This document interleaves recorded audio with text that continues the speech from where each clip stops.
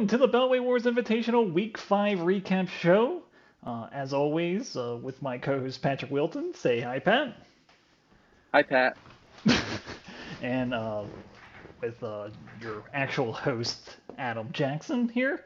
I'm just going to go over the Week 5 matchups. It was a very exciting week across the league. A lot of tight matchups, a lot of high scoring games, and let's just jump right into it with our first matchup of the week. Uh, I gave Union Bridge Battalion gave Cumberland Crusaders their first loss of the year, 121-14 to 119-40. And it was a very, very close matchup where I had a couple people really step up for me to seal the victory. Pat, what did you see in terms of my team, the winners of Week 5? Well, from the top, we talked about it last week about whether or not Brady is an every week set it and forget it, whether or not you consider Jalen Hurts. And here again, Brady versus the Dolphins just lights it up for 411 yards, 5 touchdowns, 37 points on the board. So huge point total there. Good decision starting Brady, obviously, there in that matchup. And then Alexander Madison continues to fill in for Dalvin Cook. Again, coming through for you. That savvy pick of handcuffing Dalvin Cook in the draft pays off for you here again. And having that running back core for the Vikings locked up. If it looks like Cook is going to be okay, but if he's not, it's awfully nice to be able to plug Madison in there, especially in light of Clyde Edwards-Helaire now going down with an injury. I was the lucky beneficiary of the Earl Williams waiver scramble this morning. 7 claims were processed for him. I believe you were one of them, of Yes, I course. was. So you'll be missing one of your starting running backs, which is a tough thing here going in to the buys. Do you have some concerns there with your bye week replacements for CEH? Yeah, even though I did win my matchup, I did, as you pointed out, have some injury concerns here. Obviously, I'd like to have Dalvin Cook out there. He's just more talented of a running back than Madison could ever hope to be. But in terms of Clyde Edwards-Helaire, the best option I have, because I'm very short staffed for running backs on my bench, is going to have to be Zach Moss going forward. He has been very involved in the offense for Buffalo. He's been more of the pass catcher, and he's starting to chip away ever so slowly away from Devin Singletary. He had 11 carries in Week 5, but he was on the field for 74% of the snaps. Now, was that because they were really ahead and they wanted to save Singletary? Was he just getting like mop up duty? That kind of remains to be seen. But I'm hoping that he can fill in, and be somewhat of have fantasy value, just going for, because he's going to have to play in place of CEH. Also, another injury concern that's not really part of my team, but I think will affect my team greatly is Russell Wilson going down and then Tyler Lockett. Geno Smith is now at the helm in Seattle. I have no idea how that's going to affect. It can't be good for Tyler Lockett. He gets most of his fantasy points down the field, long passes. Russell Wilson's one of the best quarterbacks in the league to throw the deep ball. I'm really concerned about Lockett going forward, especially if Wilson's going to miss, what they're saying, 6, 7 weeks, the majority of the season. I am extremely concerned about Lockett, but I have no better options to start and just hope that Gino and him can get a good connection going forward. Yeah, for sure. I mean, and the other injury news for your team that we didn't really talk about because it didn't really matter too much this week. But it is nice to get a win for you with George Kittle riding the pine for the first of what will be at least 3 weeks. several weeks, I think, right, for Yeah, George 3. Kittle on IR. But you've got two options. You decided to go with Evan Engram in your starting lineup, who I believe you've since dropped. Yep. But Evan Engram, I see the decision there. You're looking at the Giants roster this week. Their starting lineup obviously had a ton, just an onslaught of injuries in this game.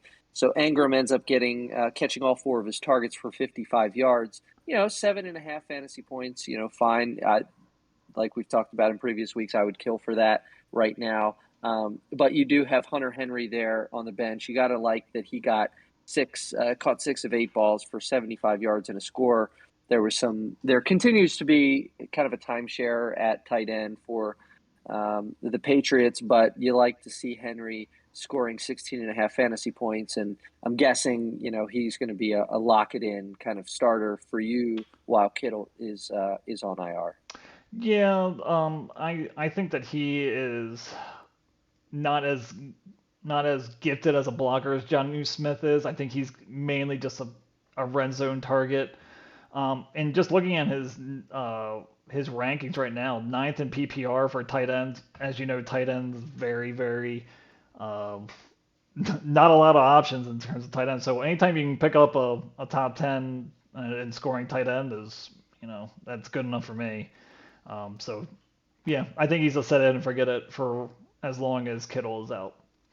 Yep, and some plus matchups coming up. It looks like for him against teams that struggle to defend the tight end um, as we move forward. Okay, now going over to the losing side of this matchup, Jake Krieger with his first loss in the season scored a respectable 119 points. Looking at his roster, great production out of the running backs, but it seemed that the wide receivers actually put him down. Actually, didn't produce it, did not produce the way that they have in the past couple of weeks. What did you see in terms of this team? Yeah, I mean, finally gets a 20-point game from Alvin Kamara, who has been okay, but this is kind of the first game where he's kind of done Alvin Kamara type things. He rushes 16 times for 71 yards. Sorry for my email going off in the back that you probably heard there. I work all the time. And also caught 5 of 8. So his biggest target share of the year, 51 yards through the air and a second touchdown that way. So huge game for Alvin Kamara. Good to see him kind of reach that 20-point mark. He gets to 26.7 in this contest. James Robinson, similar, goes over 21 points here, 149 yards on the ground with a touchdown. So great yardage total there in a loss. Jacksonville lost to Tennessee. So, a lopsided loss, 19 points for Jacksonville, 37 for the Titans. So even in a loss, Robinson is getting 18 carries. So that's nice to see. And then you continue on his bench. I mean, you look at Myles Gaskin, who maybe we did the reverse jinx on. We talked him down last week and said he's not startable. And I remember on Sunday getting a text here from Jake saying, "Man, Myles Gaskin, 26.9 fantasy points. He caught 5 for 25 on the ground, unimpressive, but 10 for 10, caught 10 balls for 74 yards and 2 scores through the air as the Dolphins struggled to keep up with the Buccaneers' high-flying offense. So nice day for Gaskin. Gives you some hope, but again, you look at the 5 for 25 on the ground, and you're not excited about that. So I think that's more of an anomaly than a rule for Gaskin. And then Damian Harris, 72 yards on a single. Is this right? He only went 1 for 1. Yep, I'm that's sorry. That's not Damian Deontay Harris. Harris. That's Deontay Harris. Okay, sorry. That. So anyway, good running back production, but as you said, the wide receiver struggled and ultimately was the reason for Jake losing this one. Yeah, just going back to Miles Gaskin, I do think that I think this is how it's going to look kind of going forward. I don't think he's going to get a lot of the rushing opportunities. I think they like Malcolm Brown being in the backfield and pass protection. He's a little bit of a bigger guy. Gaskin 5'10", 194, not that big bruiser of a running back like Malcolm Brown is. I think the pass catching role is where he can excel. Uh, 69% of the snaps. That's obviously because they were behind the entire time. Um, so I think that in terms of playing Gaskins, you're going to be looking for matchups where it's going to be high scoring or where the Dolphins defense can't stop the opposing offense. So like looking at it, maybe Atlanta, Buffalo, you definitely I think you want to play them. Baltimore, those type of matchups I think are where the Dolphins are going to be behind, where they're going to be playing from behind. I think those are the spots that you can kind of plug and play Gaskins for that very high ceiling, but also a very low floor. So he's kind of a risky play going forward. Looking at the rest of his Yeah, team, obviously, just Matthew. Just a couple more things. Matthew Stafford, kind of a disappointing day against Seattle. You can definitely throw against Seattle. He had the yards. He did not have the touchdowns, and he had an interception as well. And uh, DJ Moore, you'd like to see more against the Philadelphia secondary. 5 for 7, 42 yards. Not a great day, but as we've been saying throughout the entire season, Jake has one of the most talented rosters in the Belly Wars Invitational. There's nothing to be worried about. This is just a bump in the road. yeah. Just last thing I would note: Josh Gordon. We're going to be keeping an eye on him as he kind of returns to the NFL. We'll see how long that lasts, but one for one, just caught one ball here. So, his first catch in a couple years in the NFL. We'll see what he does. He's got a couple good matchups coming up at Washington, at Tennessee, and the Giants. These are all teams that it looks like teams are able to throw on a couple of these teams. So we'll see. It'll be interesting if that pickup pays off in some way. I think you got to see him get involved. You hope he ramps up his snap share as in the first couple games that he plays this year. But we'll keep an eye on it and see where that ends up. I agree with everything there. Going on to so that's the end of that matchup. Let's go to the other matchup with Baltimore Bay Raiders losing against his nemesis Pikesville Prowlers Dustin Summers, 135-64 to 131-08. Let's start with your squad, Pat. What went wrong this week? I felt really good about it. I had a nice start to this one. Derrick Henry, 31 fantasy points. He continues to be a dominant force. He's the number one running back in the league, 29 carries, 130 yards, and 3 touchdowns. He just continues to just be huge for my team. It's a shame we can't win any games with these big performances. But Trey Sermon certainly let me down. I think Elijah Mitchell played in this one, so I was hoping that Sermon would maintain a little bit of the workload that he had while Elijah Mitchell was out. He did not. He rushed one time for 7 yards. So huge bust there. I don't understand it. You would think he would at least be somewhat involved in the game plan, but he was only in his snap percentage is 3%. So he was in for like a play. Yeah. So I don't understand exactly what happened, but Especially after last week where he went, 4.6 yards per carry, that's respectable. I don't. Kyle Shanahan is a very interesting coach. He does things that don't really make sense sometimes. He's playing yeah. Jimmy Garoppolo ahead of Trey Lance when they're both healthy. He's not playing Brandon Ayuk at all when the talent's there. Um, I think that Kyle Shanahan's one of those coaches that thinks he's the smartest guy in the room and tries to overthink things, and I think that's kind of what happened in this case. Yep. Yep. That's for sure. And but he wasn't the only guy that struggled this week. Marvin Jones, I was feeling good after a few games with him and got a little too confident with sticking him in the lineup, and now he's had 2 duds in a row, so he's gone downhill, scoring less points in each consecutive week for the first 5 weeks. So he is definitely declining. Hopefully he gets it back next week as we go into buys. A guy like Marvin Jones could prove to be an important piece if he performs. Um, Similarly, A.J. Brown continues to be the biggest disappointment of my entire team. Obviously, a high draft pick, just 3 for 6 for 38 yards. He is the 77th ranked wide receiver in fantasy, Yep. and he's gone over 6 points just once, and that was week one. So huge struggles there. On the other side, the other Brown had a great game. Antonio Brown with the Bucks. Big day for him. 7 for 8, 124, and 2 touchdowns in that route of the Buccaneers route over the, what do we say? The Dolphins. Dolphins. No, the Dolphins.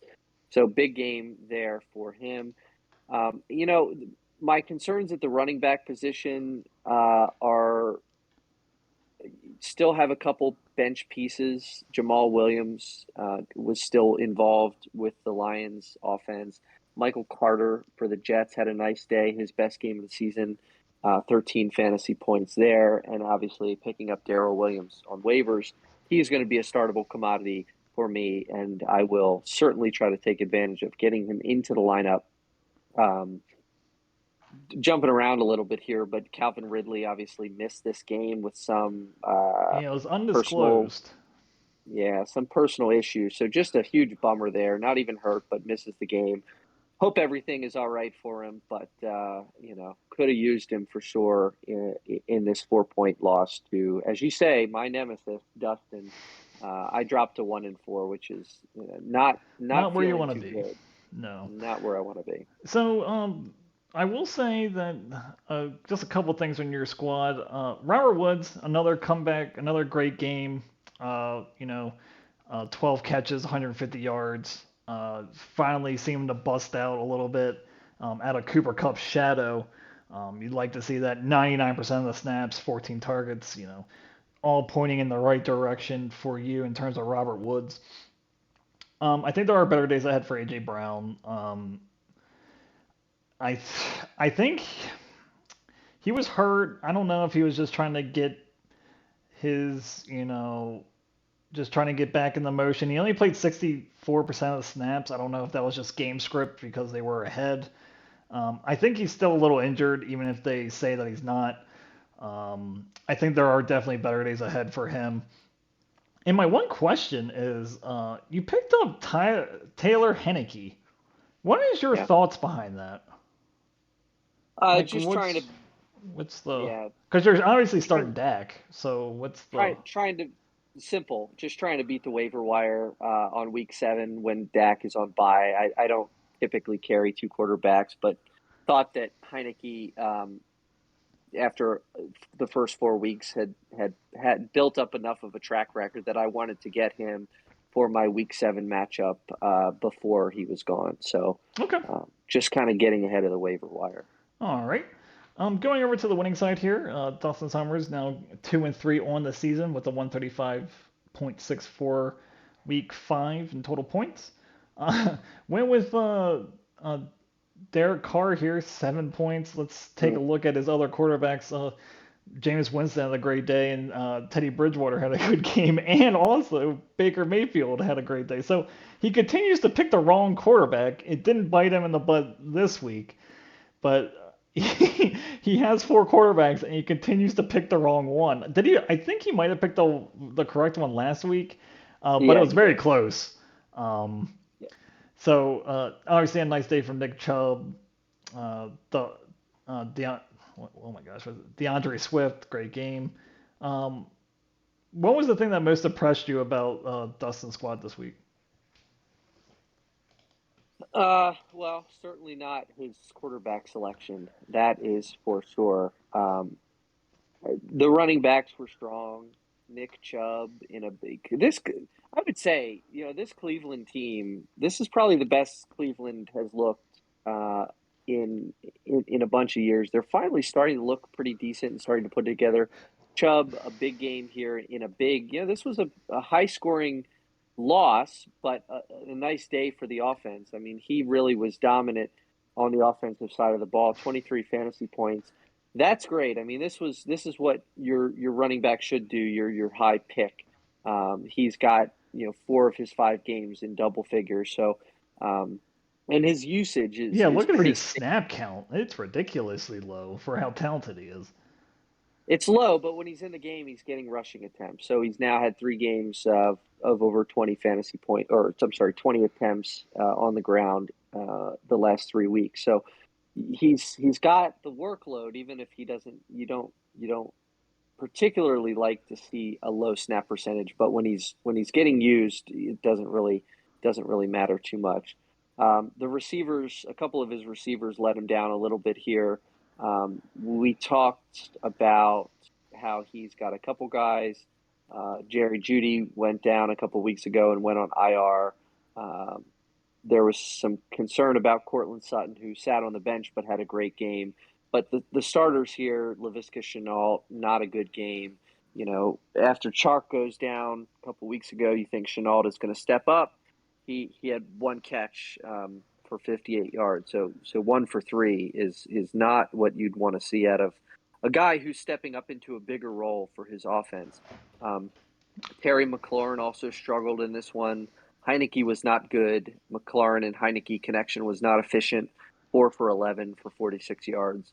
Jamar Chase, though, on the other side of the coin, continues to impress.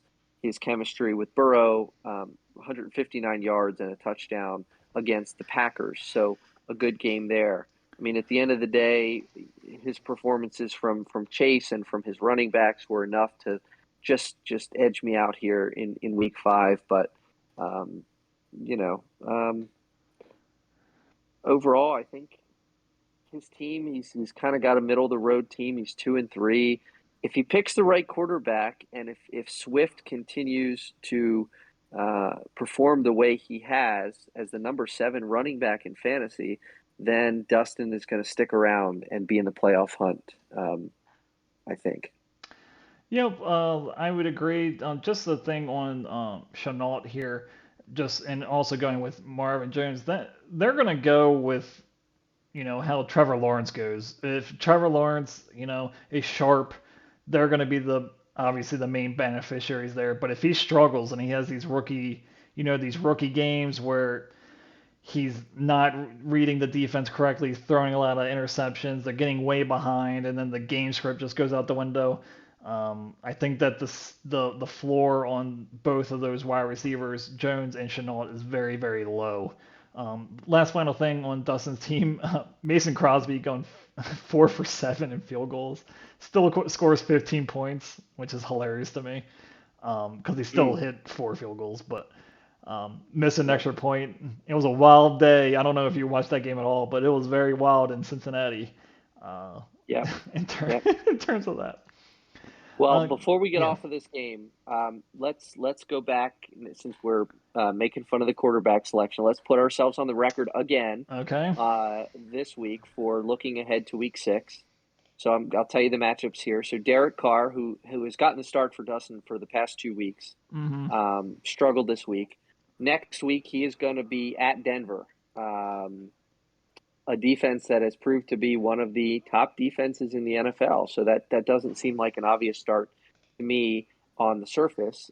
Teddy Bridgewater, obviously, the other side of the coin there against the Raiders. So he'll be at home against the Raiders coming off of an 18 fantasy point day this week. Winston's Jameis on bye. Winston, yeah, Winston is out of the picture there on bye, and Baker Mayfield will be against Arizona. So that's not a great matchup either. He will be at home against Arizona. So of those options, not a whole lot of great choices there.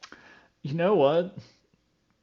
I think I'm going with Mayfield, and the only reason is because of like they're gonna need to keep pace with Arizona's offense. I think the Arizona offense can score on Cleveland, even though they have a very, very obviously very good defensive line with Clowney and oh gosh, what's the other guy's name? I don't even remember his name. The other D end. Um, I think I'm going with Mayfield. Who would you go with? Will agree, and I think Okay. I think that Denver Las Vegas game could actually be a fairly low scoring game. I don't think Denver, they started the season off with 3 pretty easy opponents. I mean, they started out. Let's see if we can find the teams here that they started with here that made them look so good. The Giants, the Jags, and the Jets. So the 3 terrible Jays. They had pretty easy matchups, and then were humbled a little bit by the Ravens and by Pittsburgh. Hmm. So I don't know. I think that the Raiders now on the other side of the ball, they've now lost John Gruden. They may be in a little bit of state of disarray, trying to figure out how to carry on in light of Gruden's resignation as head coach. Um, so I'm with you. I agree. It's similar to the Browns game this week against the Chargers, the 42-47 game.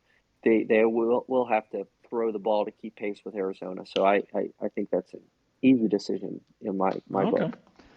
Going on over to our next matchup of Week 5, with the highest score in Week 5 in the Beltway Wars Invitational, Alex Eaton 185.48 defeated Josh Hughes 137.40. Let's start with Josh's team first. Obviously, huge days from Josh Allen and Jonathan Taylor, but it wasn't enough to climb the mountain to try to beat Alex's team here. Yeah, and 137 is a nice point total. So that's an unfortunate loss. Just getting the bad end of a huge performance from Alex's team. But aside from the Bills, you just looking down further on the board, had some struggles and some injuries. Juju Smith-Schuster, who we've talked about, had some lingering injuries coming into the game. He ended up leaving this one early and is now going to be heading into season-ending surgery. So he is done for the year and left the game after only contributing uh, two two carries for 6 yards and no receptions. So Smith Schuster, just unfortunate that he goes out with the injury there. But elsewhere, Zach Ertz, tight end, just caught one ball. Sammy Watkins, has been fairly, to my surprise, more utilized in the Ravens' offensive passing attack than I would have thought, but has only 3 targets in this game. And he went out early with an injury, so I think he was out at halftime, as obvious by his snap count, 27%. He Yep, got hurt like halftime. halfway through the season or halfway through the game against the Colts. Yep, yep, and certainly, when he's back, might be a little inconsistent. You had Brown and Andrews now stepping up here in this game, so I've been impressed with Watkins' usage in their offense, but we'll see if he's a startable option moving forward. Tucker two fantasy points, didn't have to do a whole lot in this one, so just at the bottom of the roster here, just not enough production to keep up with Alex's high flying uh, team. Obviously, the Bills, Allen and Taylor, that team continues to get better. They take down the Chiefs in a huge victory, a repeat of the Super Bowl. Um, got some nice production elsewhere on the roster here from Daryl Henderson, who continues to be a really nice player for him. 17 carries on the ground for 82 yards and a touchdown. So that's nice to see. DK Metcalf, the receiver for the Seahawks, also had a really nice game. 5 for 5, 98 yards, and 2 touchdowns. He was the main offensive threat in this game. But again, to your point about Lockett going down, we'll see if Or that's going to Wilson hurt going down. Metcalf moving forward. Wilson going down and Lockett potentially um, struggling because of it. We'll see how Metcalf fares with Wilson going down as well. I do think that he's going to fare a little better just because his game is jump balls basically, and winning the one-on-one, high pointing the ball, and I think that you don't have to be as accurate in terms of that. You don't. He doesn't. He relies on the deep ball, but he can also do the other things. He can go over the middle contested. Huge body, 6'4", 235. He's gonna have no problem with that. I'm a little less concerned about him than I am about Lockett, who needs the deep ball to really utilize his skill sets. But that's a good point there too. Um, Also, in terms of Josh's squad here, we were talking about it last week, but I think Juju Smith-Schuster going out for the year might be a hidden gem for Josh, as I really think it does open up Deontay Johnson Yep. here. Only 2 targets, but he had 2 receptions, 72 yards, and a touchdown. I think that target share is going to go way up with Juju out. I think him Mm-hmm. and Claypool are obviously the main beneficiaries of Juju Smith-Schuster going out. So I think better days ahead for him, and a little bit more consistent, I think, is what's going to happen there for Johnson. Yeah, I would Um, just yeah. say with this team, and it's a question for you here. Obviously, we're getting into the bye weeks. Starting with this week, this is the first week that teams are going to be going through bye weeks here. So bench depth is going to be important. I look at this bench here. Smith Schuster is going to be out of the lineup. He's going to need to fill that hole. I look Yep. down at the numbers here and some of the names, and I'm a little bit worried about the depth. What do you think? Is there anyone on here that you think could be a plug and play guy that you would trust as we get into buys and then plugging in for the Smith Schuster injury? Absolutely not. Um, Obviously, I think that you slide Watkins into that Juju Smith-Schuster wide receiver three role. I think that's pretty obvious. Just so you can open up your options at the flex position. You're not starting Coleman. Malcolm Brown is hard to trust if they get behind. That's the thing. If they get behind, he's not going to be used at all, and he wasn't used at all this week. I think he had 9% snaps. I think I was looking at it. Yep, 9%. Didn't get a carry. Um, does this open up the spot for Ronald Jones? Fournette has really taken the reins in Tampa, so he might be the complimentary back in Tampa Bay. But I mean, you're not starting Pascal, you're not starting Hines, you're not Not a starting whole Terrence lot. Marshall. So I think that you might want to start look, or Josh might want to start looking for wide receivers on the waiver wire. As we've talked about off the show here, injuries have been very prevalent so far in the 2021 season. Just looking for those wide receivers where the people in front of the depth chart have gotten hurt, maybe that opens up for them. Uh, the name that comes to mind, I know he's not out there, but would be like a scenario where like Kadarius Toney for the Giants, really had a big week this week because of injuries. Didn't have to deal with Slayton or a number of other wide receivers, Galladay. So his target share really opened up. But I think he should be looking for things of that nature in terms of trying to plug and play. While Yeah, hopefully one of these bench players uh, kind of shows up at one point. yeah, and we should say so. He has picked up Amon-Ra St. Brown of the Lions, who had a nice 7 catch, 65-yard day. So he's now looks like he's going to be plugged into the lineup. Projected 8 fantasy points for next week. So maybe that's a stopgap, but starting to get a little bit slim on this team.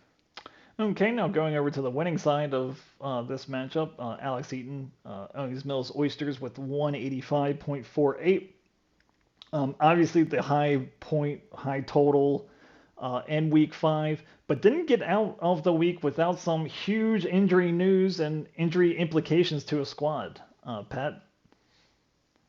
Yeah, it's really unfortunate that Russell Wilson is going to be out and is going to miss significant time. I think I saw 6 to 8 weeks, but now no timetable is the most recent update. So that is not good, especially because Trey Lance is the only player, the only quarterback on the bench here, unless he's picked someone up since this matchup.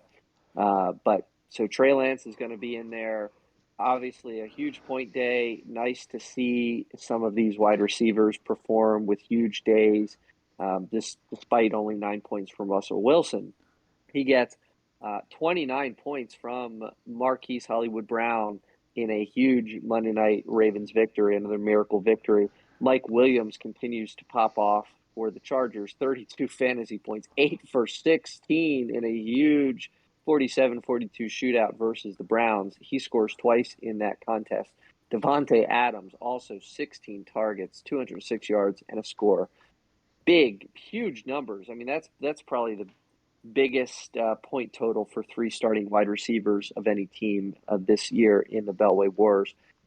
Kyle Pitts, a guy that we talk about a lot on this show, has his breakout of the season. He goes 9 for 10, 119 yards and a touchdown, 22 Mm-hmm. fantasy points. Kareem Hunt, 23 fantasy points. So between him and Chubb, I mean, they lit it up for the Browns. So just a lot of huge point totals for 4 or 5 of his players that carried him this week. I'm just gonna go back to Kyle Pitts here for a second. The Mm. first breakout game for Pitts this year.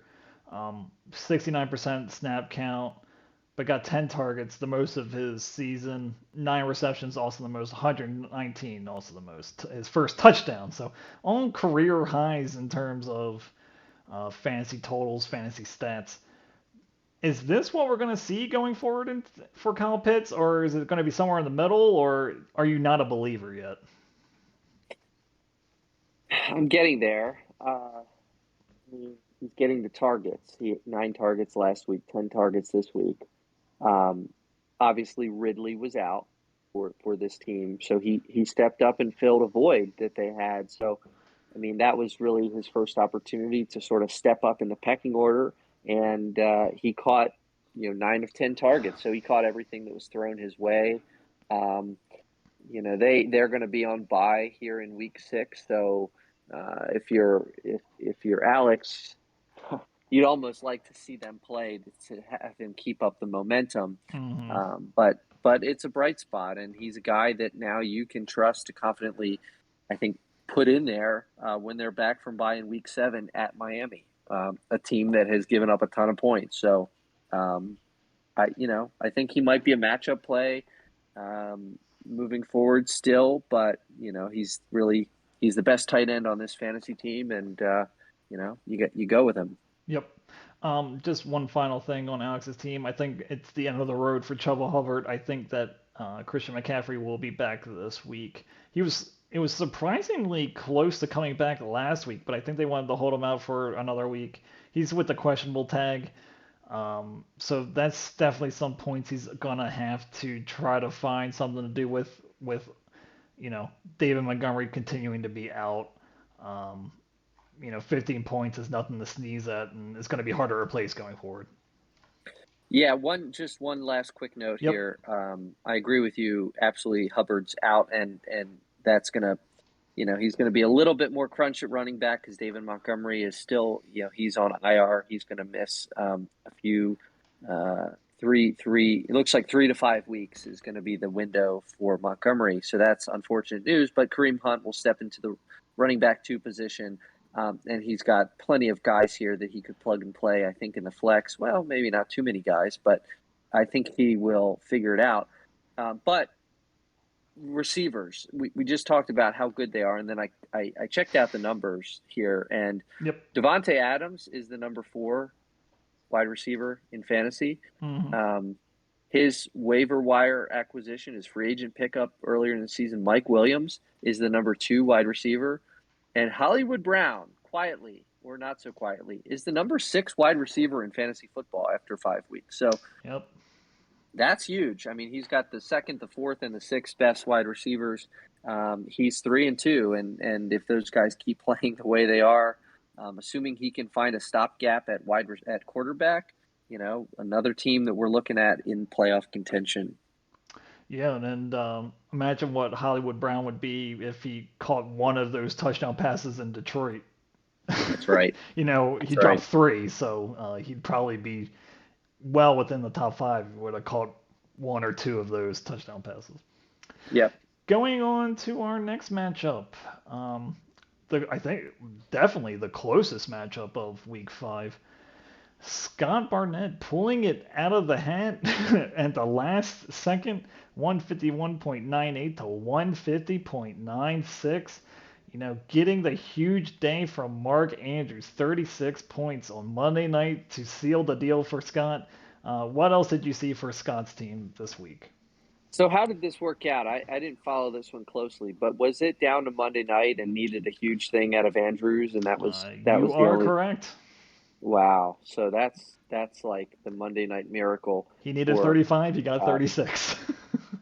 sometimes yeah, that's a fun one to watch, especially when it's your fantasy team, but also your favorite team in the Ravens. Seeing Andrews have that huge day was definitely that had to be fun to watch for sure.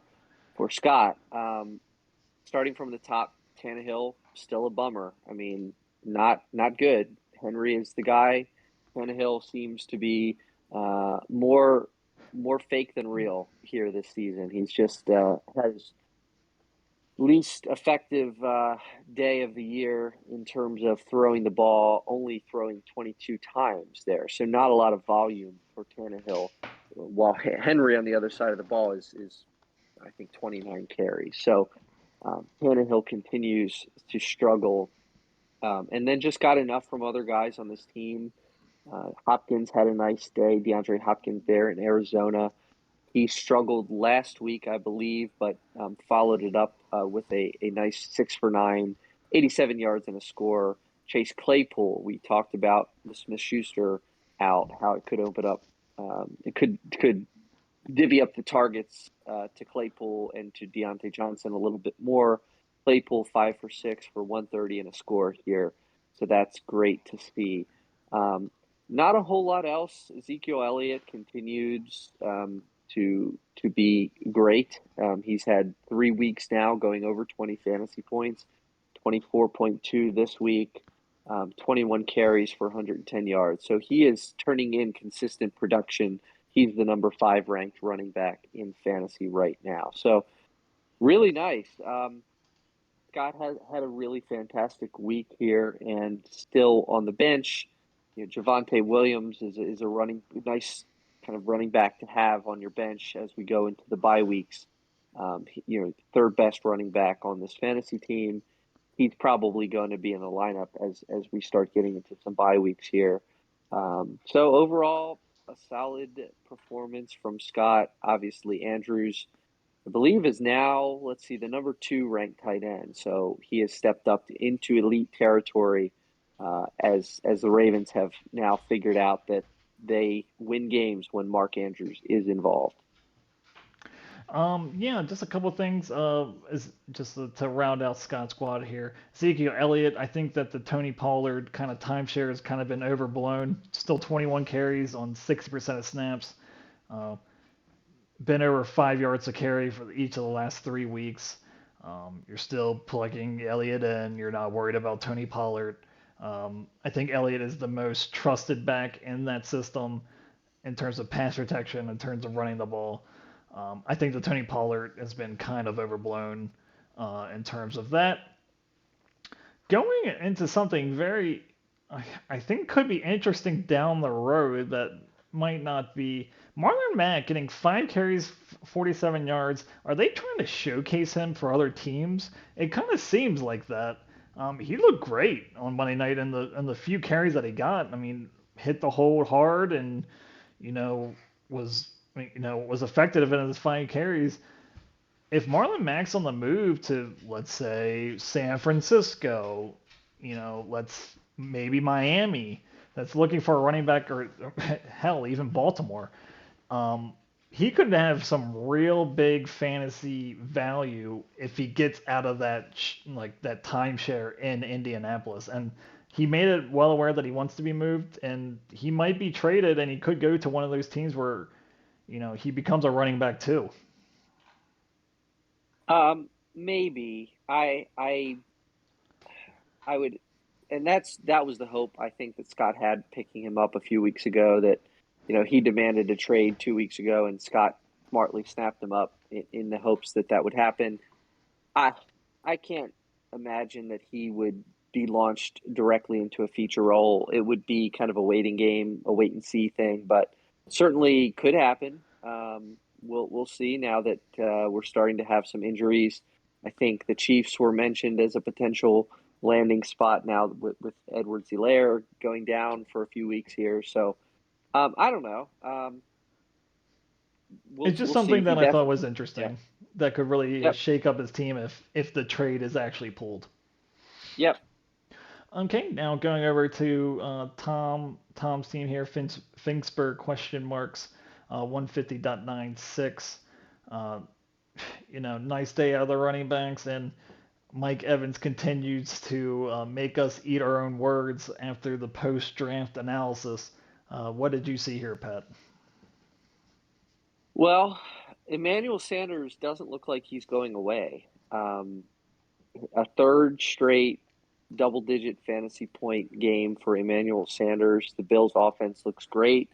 They're clearly proving that they can sustain sort of a second receiver opposite Diggs to get a lot of work in this offense. 3 for 554 yards, scored another 2 touchdowns. So a big day again for Emmanuel Sanders. That's a nice acquisition. I think he was a waiver pickup or a free agent pickup a few weeks ago.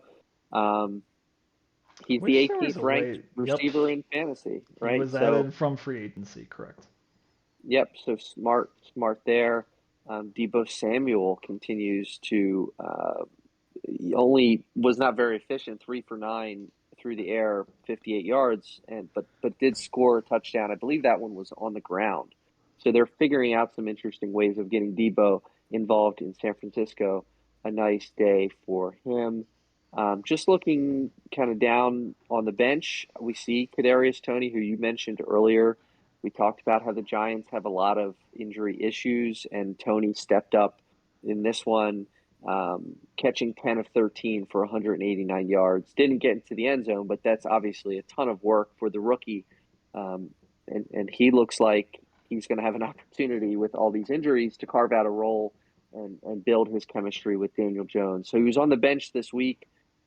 Tom didn't need him in this one. 150 points is a great, beautiful, big point total, but certainly someone who he could work into the starting lineup. You know, instead of a guy like Henry Ruggs in Las Vegas, I think he becomes an interesting option for Tom moving forward. The running backs you mentioned, Antonio Gibson, a nice day, not very efficient. Just a 3 yard per carry average, so not blowing the roof off there, but does get a ton of work. 20 carries for 60 yards, scored twice, so that's great to see. Najee Harris, we're talking about him every week now. He's a dual threat guy. He continues his dominance. He's the number 4 ranked running back in fantasy. So all these things have contributed to this huge score. Tom is 2-3 and has a team came up just short in this one, like we talked about, but it's encouraging for Tom's team moving forward. Yeah, I would agree. And very encouraging for Tom. We always talk about this team being cursed. Just with everything that's going on with the roster and everything like that, and the management of this team. Eli Mitchell, he did have on the bench, or Elijah Mitchell, he did have on the bench here. They're going in the bye week, so it'll be very interesting to see if Tom inserts him where Henry Ruggs is, just in that flex position, as he did seem to be the featured back in San Francisco. It'd just be kind of interesting to see how Tom plays that going forward.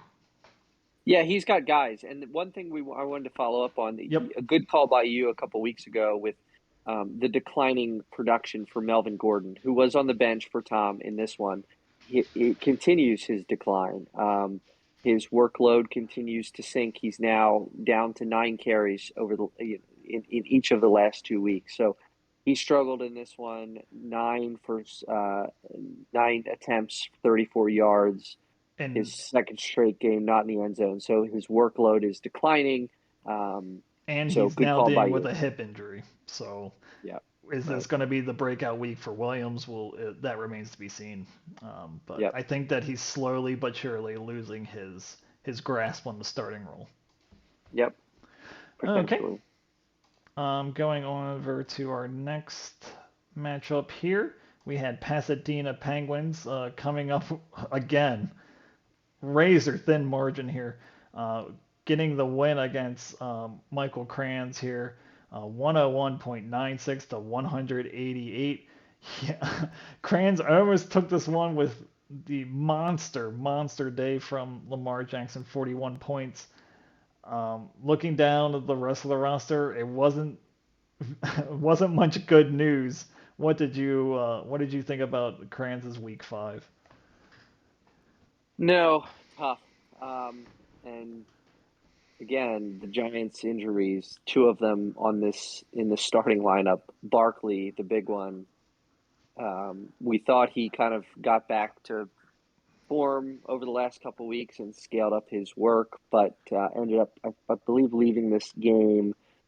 Started the week not practicing didn't practice today. Well, So we'll see. just a sidebar. Did you see his ankle? Oh yeah, it looked pretty bad, right? He's So not going to be gross. in It this was league. so gross. We had it in It the text message thread. Just what his ankle looked like. It was. Oof. yeah.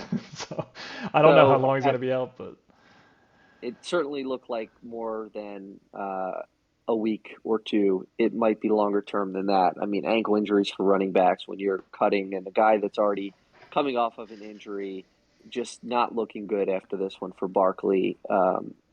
If you're Mike, it's bad news because you're 1-4 looking up, lost four in a row. Barkley going down is might be the end of the road early on this season. Kenny Galladay, also in the starting lineup, leaves that same game, with 0 fantasy points. He won't practice today. It looks like he's got a hyperextended knee. He was carted off. So sounds like he might miss at least week 6. We'll see about beyond that, but just trouble. And we look at, speaking of Barkley, we look at the running backs. He's got Sony Michel starting in this one. And then looking down, was wise enough to pick up Devontae Booker. So if Barkley misses time, Booker looks like he was the one that benefited from the additional workload. So he will be able to plug him in the time that Barkley misses there. But below that, I mean, Kenyon Drake, and we've talked about him before, and he continues to struggle on the bench, thankfully, this week. But that running back depth starting to look very thin for Mike. yeah, it just there's nothing that seems to be going right for Mike's team here. Obviously you mentioned Barkley. That looks like a multi-week injury. Galladay, they spent all this money on him in the offseason. Probably stole him from the Ravens, not using him at all, and he goes out with an injury early in this contest. Keenan Allen's been ceding, targets and yards and touchdowns to Mike Williams. Same thing with Devon Diggs, 2 for 5 Yeah. this week, giving all the touchdowns and all the fantasy points to Emmanuel Sanders.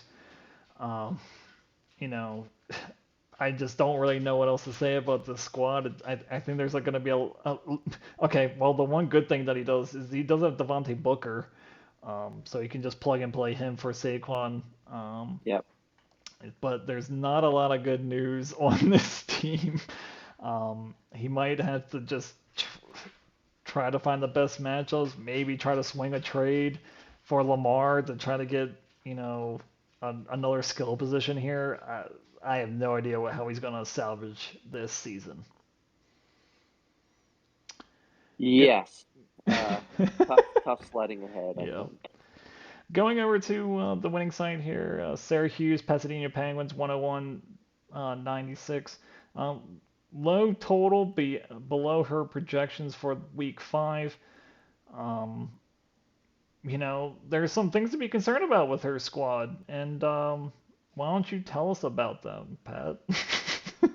Well, the running back situation continues to be a little bit of a problem. Miles Sanders, we've talked about him before, and he's just not getting the work.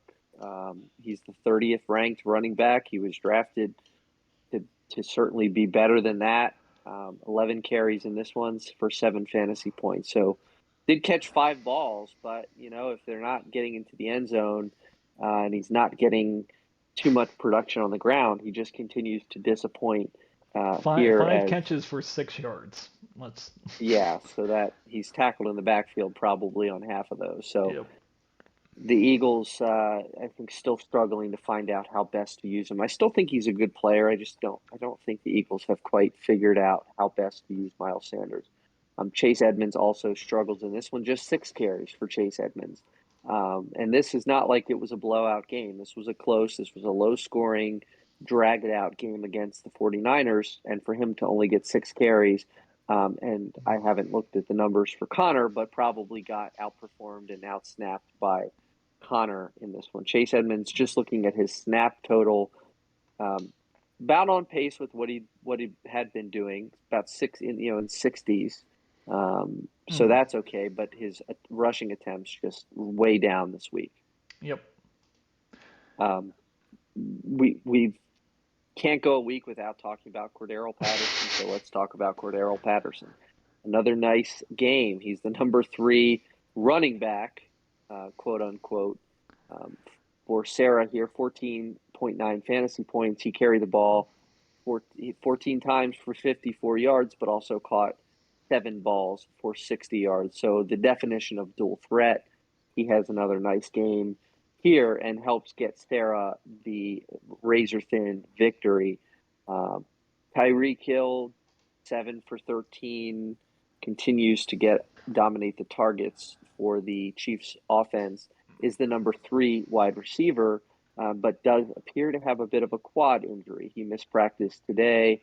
We'll see if that turns into something. I don't know that you would panic just yet, but if that turns into if he has to miss a week or two, that could be real trouble for Sarah. Yeah. Just looking at her team here. I think Miles Sanders is kind of dealing with what the Ravens running backs had to deal with Lamar Jackson, where it's they're not running the full like option, read option run play system that Baltimore used to run.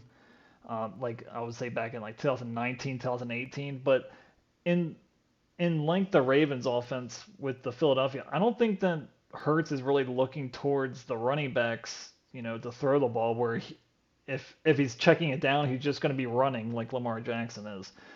So I think that's going to really, lower the ceiling in terms of the amount of receptions he's going to get and how much yardage he's going to get because it looks like that it's just going to be design throws to the running back and that's all he's really going to get in terms of that. Um, Cordero Patterson, like we said, 59% snap count, so that's going a lot higher. It was double from the week before, so obviously when you're on the field more, the more opportunities you have to score points. So you do like to see that if you are Sarah. And then just going down on her bench here, Callaway, nice game, 4 for 8, 85 yards and 2 TDs. Maybe he's becoming the favorite target for Jameis Winston in New Orleans. Someone has to catch the ball. I don't know. I mean, Deontay Harris, Kenny Stills is on this team. Looks like Callaway, at least for the time being, before Michael Thomas comes back, he looks like he could be the number one option in New Orleans. So she might want to look to try to get him, and especially if Tyreek misses a week or two with the quad. But Yeah, nice look, game for Sarah today, or this week. yeah, we did say last week that just due to the lack of dynamic players at the running back position, that Sarah would have to be spot on with her wide receiver starts and fits amongst Pittman, Anderson, Ayuk, Edwards, and Callaway. And so she picked right with Pittman. He has a nice day for the Colts against the Ravens, 89 yards and a score. Should have started here in hindsight Callaway, who ended up with 22 fantasy points. She inserted Robbie Anderson, who went 2 for 7 for 30 yards. So um, got away with that one here, but just looking at the low point totals, 101 points isn't going to get you a ton of victories in this league. So against another opponent, she may have had to make the exact right decisions at the wide receiver position to have a chance at a victory against some other teams in this league. I wonder if she didn't start Callaway because they were. Well, is she still a Washington football team fan? Because he was going against Washington. Maybe it was a little bit of fan bias there, where she didn't want Could to have start been. against her Washington football team. Could have been. Okay, okay, and going to our last matchup here of Week 5, Charlie with his first loss of the season, so there are no more undefeated squads in the Beltway Wars Invitational, losing to Brian Morgan's Timonium Tallywhackers 138.72 to 109.18. Let's start with Brian here. The monster day for Justin Herbert, and a lot more points down the board. What did you see in terms of uh, Brian's squad here? Yeah, this is the I think second week in the last couple that the Chargers duo of Herbert and Eckler carried this team to victory. Herbert has a huge day, his best day of the season, enough to launch him into the top five at quarterback in fantasy. Four touchdowns in this one, 398 yards, ran a little bit, scored on the ground, did it all. So Herbert, a really nice day. And Eckler had a huge 30-point fantasy day. He's now the second ranked running back in the league. That shootout against Cleveland, the gift that keeps on giving. Both of these offenses performed at a very high level.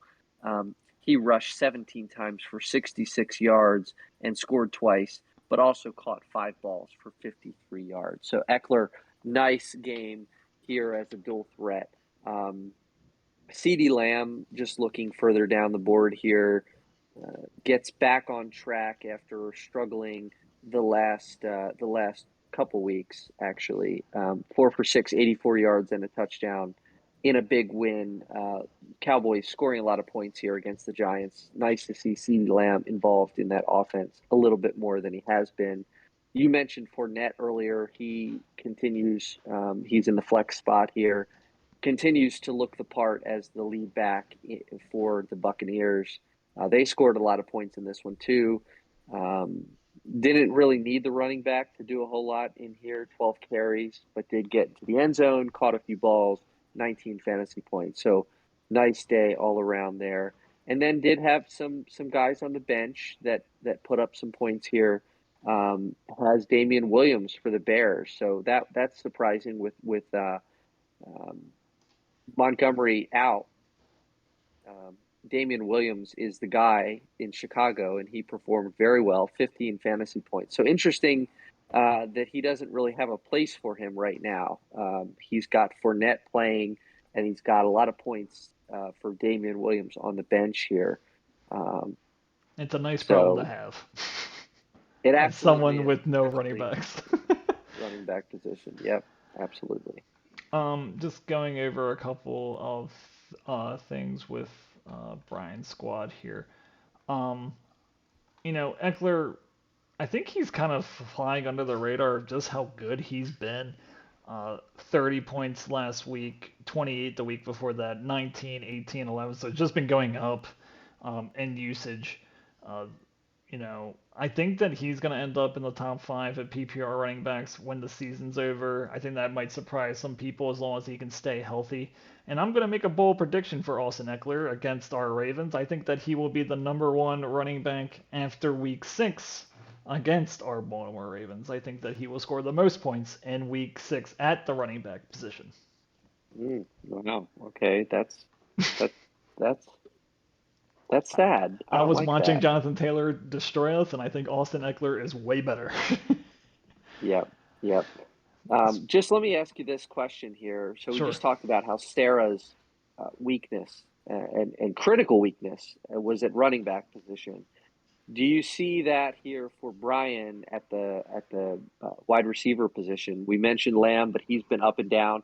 Cole Beasley continues to be absent as Emmanuel Sanders stepped up in Buffalo, and Beckham gets the start here after a nice performance in his season debut in Week 3. He's now had 2 duds, despite the Browns exploding on offense. So, do you see struggles here ahead for the wide receiver core? Yeah, as a person with some Odell Beckham shares in other leagues, I am very confused by this line. I have no idea. Like the talent's there. He's only 28 years old. It seems like he's been in the league for forever. Um, I don't know why Mayfield's not looking for him. He only got 3 targets. That's kind of weird to me. I have like I. It seems like it's just like Hunt and Chubb in that offense, and then Baker's just the kind of complementary piece there. So I am concerned about that, especially when you look at the score of that game. What was it, 47 to 42, and he only has three Yeah, targets on the day. That's kind of concerning there. yeah, Cole Beasley, it is what it is.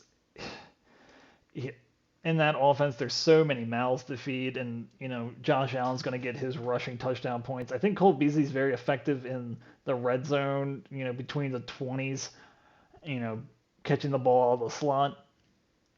But it looks like as I'm looking at his usage, it's just gone down from 91% now to 39% in week 5. He's only going to be good when they're behind or it's close, and they're Buffalo's one of the best teams in the league. How many times are they really going to be behind in games? So I would be a bit concerned there. But looking on the bench, I think Allen Robinson's going to have better days ahead. I know we've been talking about him a little bit. Justin Fields has to get better. Like it's just he has to. He can't be any worse than he has been. So 83% snap count, 5 targets, 32 yards. He has to get better. So that might be an option for him, just putting it for Cole Beasley. And Nicole Harmon had a good game. With how bad that Chiefs defense is, they're going to be throwing the ball a ton. And now with Clyde Edwards-Helaire being out, they're just going to throw even more. 12 targets on the week there, the most of any week so far. So he does have some options. It just he has to pick right, which it just comes down to every single fantasy roster in the Beltway Wars. You just got to pick right, and there's no real clear answer for Brian in the wide receiver positions. And agree, disagree? Yeah, no, that's sort of why I was asking you that. I mean, I don't know that I am as optimistic on Allen Robinson as you are. He's not been good at all. You I don't mentioned the think it's quarterback him. struggles. I Well, think it's Fields. yeah. Well, it is. It absolutely is Fields, but But I don't think I Fields don't. can get any worse. That's the thing. I am not so sure. I Okay. don't have confidence. I don't see it improving, and even if it does, it's not going to be consistent enough to feel good about putting him into the lineup. But when you do have a guy like Cole Beasley it has been a little bit mysterious why he's absolutely disappeared. I mean, Cole Beasley went from, a couple games of 13 targets. So he's got 2 games with 13 targets, and then he's got a game with 4 targets, and then 2 games with 2 targets. So it's feast or famine for Cole Beasley. I'm not sure what is the magic formula for when he gets looks versus when he does not, but definitely that's hard to trust. Going over to now on the losing side here with Charlie Wynn now going 4-1 on the season. Um, just looking at obviously the big glaring thing is the running back position. Having to start Alex Collins and James Conner here. Help is on the way with both Chris Carson and Christian McCaffrey getting healthier. What did you see here? Yeah, unfortunate that Charlie gets his first loss here and doesn't look great in this one. I think the big thing that we're seeing here to note is that Cooper Kupp is still the number one wide receiver in the league, but has come back down to earth a little bit. He's still getting the targets. He's just not found the end zone for 2 weeks in a row here. So he has had a lot of plus matchups. The Rams have had a lot of plus matchups when it comes to teams that you can pass against to begin the season. The schedule starts to get a little bit more difficult. So I don't know where Kupp's going to land. I think he'll be fine, but he's not the dominant player right now that he was earlier in the year with those monster fantasy totals. Mahomes struggled in this one.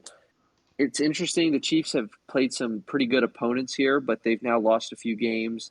And Mahomes, when the Chiefs lose against some good opponents here, he's not putting up huge days.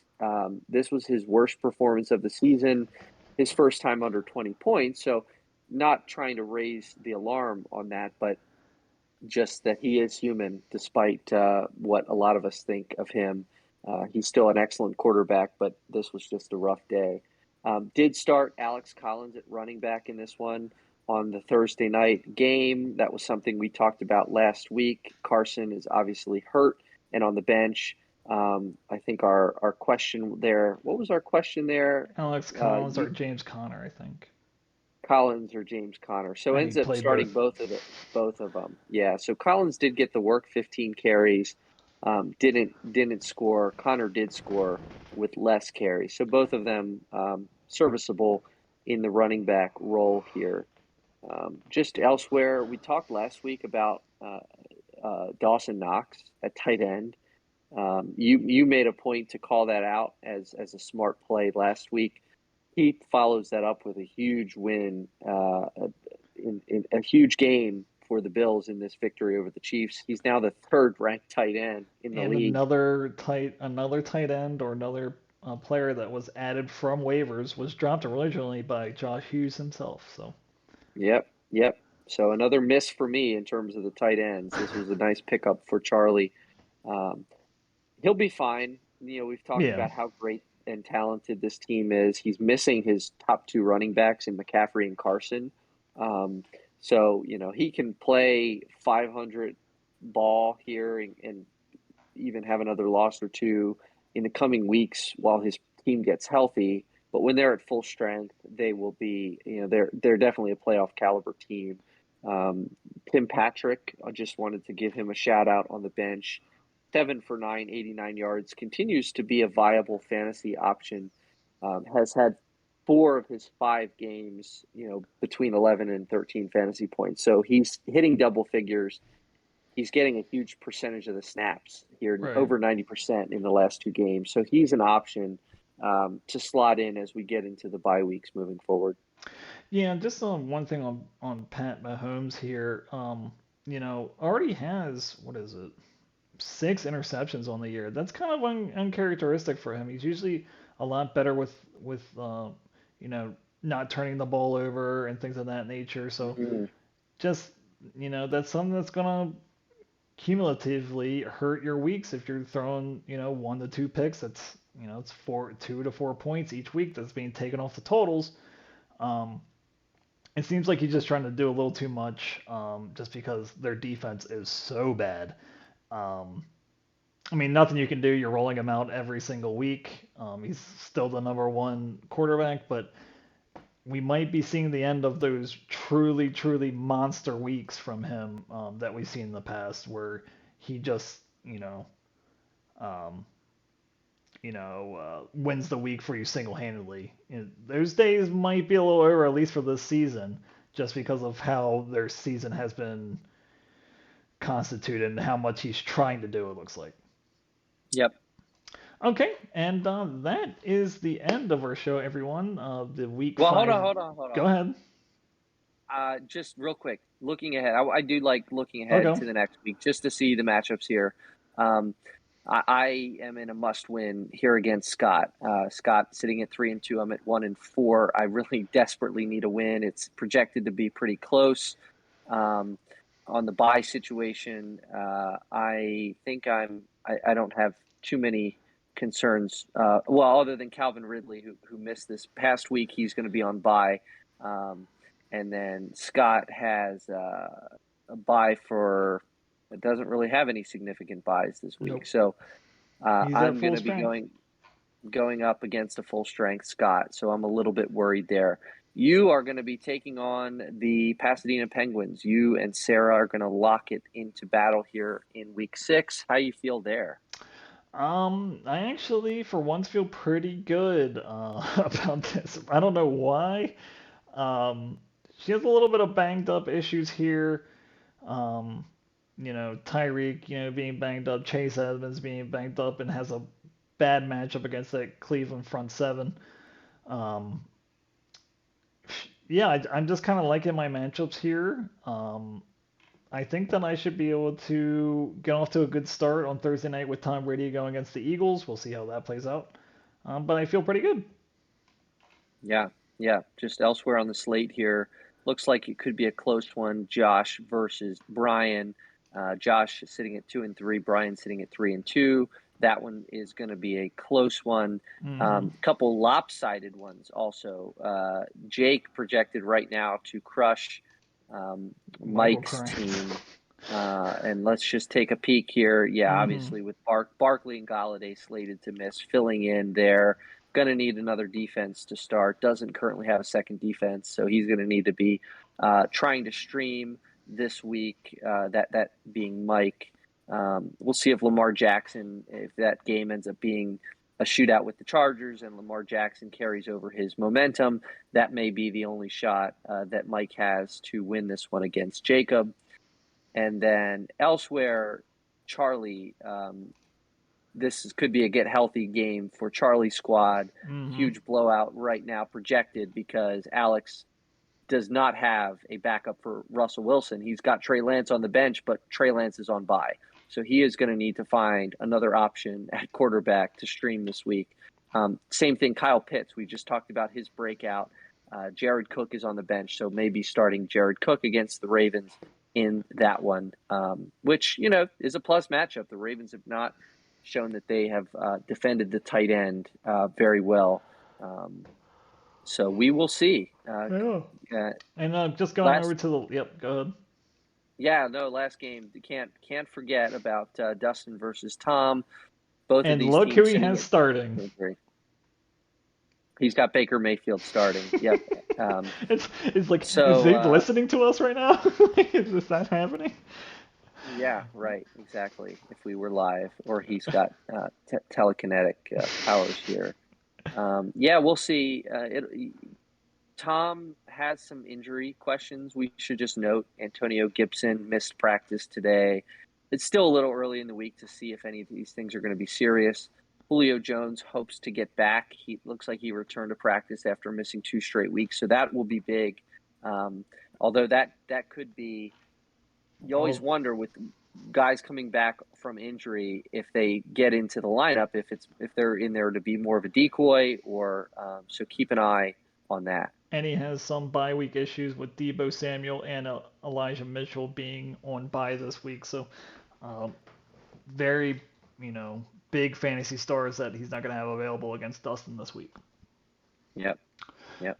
Okay, well, that is our show, everyone, for week five, the week five recap for the Beltway Wars Invitational. We will see you next week. I'm thinking that we'll have an interview next week for somebody. We haven't decided who. We will reach out shortly. And until then, we will see you there. See you, everybody. Bye.